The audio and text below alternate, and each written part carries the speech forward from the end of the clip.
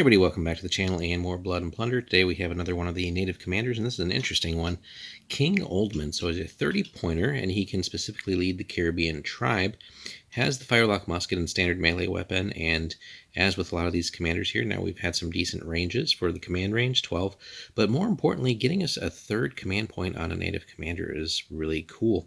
So already good to go here with what we got, but let's check a look at those special rules because he does have some really interesting ones, and also a force rule. So let's actually tackle that one first. This force may take warrior musketeers as core units, and that will actually play into some of his abilities here, making him really a potent commander. And for 30 points, he ought to be, right?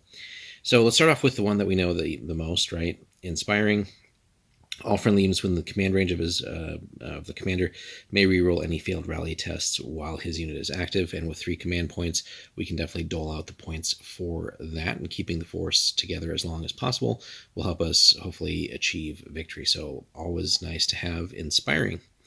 Now let's take a look at Great Warrior. That's one that seems to be a pattern here for all these native commanders, and it's a sort of an upgrade ability. So basically, the commander cannot be on any inexperienced unit. Probably wouldn't do that typically anyway. But any unit joined by the commander may upgrade all the models in the unit to war captains for 1 point, and then once per turn, the war captains can apply a -1 bonus to any test they take. Really powerful stuff there. And typically, the easiest examples that come to mind, of course, are offensive, right? So shooting or close combat.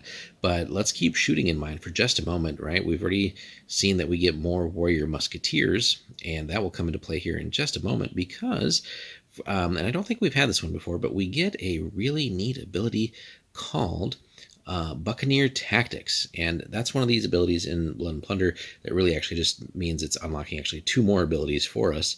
So kind of just bunched together here. So when you have Buccaneer Tactics, all units in the force, and we're not even having to pay points for that. So keep that in mind. That's what you're getting for the 30 points you invest with this guy.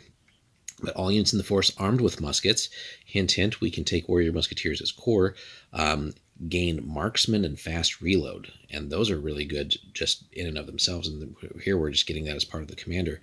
So fast reload, for those who don't remember, basically if we can activate a unit with a spade card and it's not engaged in melee currently, you get a free reload. And considering that this whole force with this guy is really going to be themed around getting as much shooting as possible, especially with muskets, and if we can just draw into the spade cards enough, right, that extra reload is going to be meaning, hopefully more shots, right, and more shooting attempts at ideal ranges.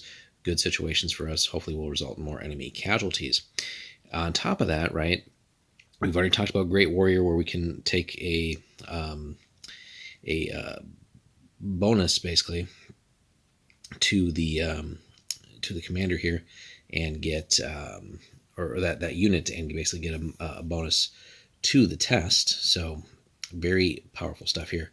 So again, a -1 bonus to any one test that they take, and with fast reload, we're going to shoot more.